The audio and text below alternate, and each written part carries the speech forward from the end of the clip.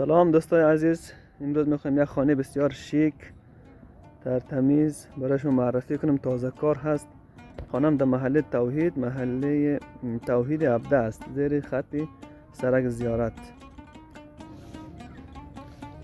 بابی حولی است، حولی بسیار کلان که گنجایش 2 موتر داره. موترم پارک کرده است. 2 موتر دیگه میتونه به راحتی اینجا جا شود. یک دشویی طرف من حولی پایین هسته.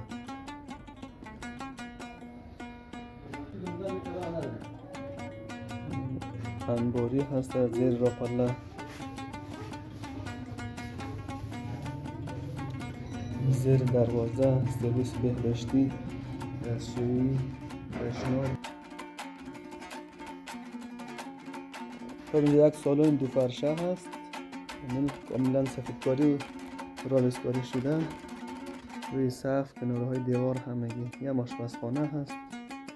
آشپزخانه هم بسیار شیک و مدرن، کابینت دار، سنگای اوپن 4 طرف گرفته.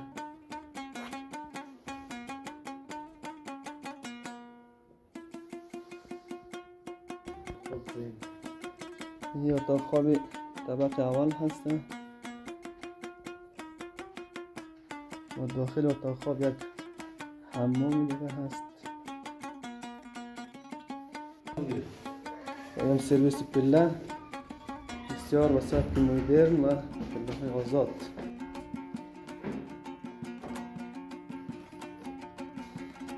دست راست میبازم میهمان خانه هست، طبق دوم. این خانه 2 فرشه کاملا راویسکاری شده، نورهای مخفی، سفیدکاری،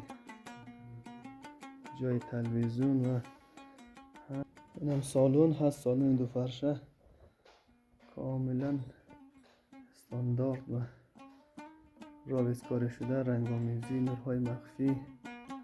آشپزخانه همچنان راویسکاری و نورهای مخفی. اتاق خواب 12 متره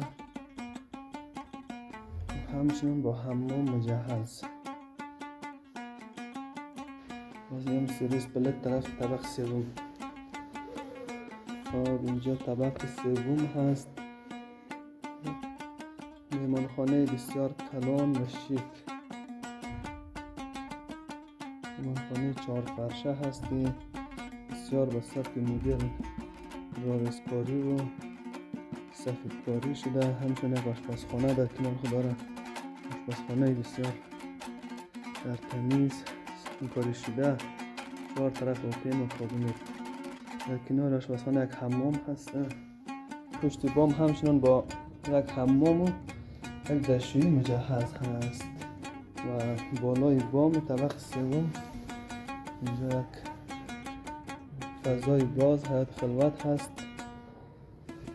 دستشویی داره، جای شیر آب، همچنین یک پله بسیار قشنگ بالای پشت بام.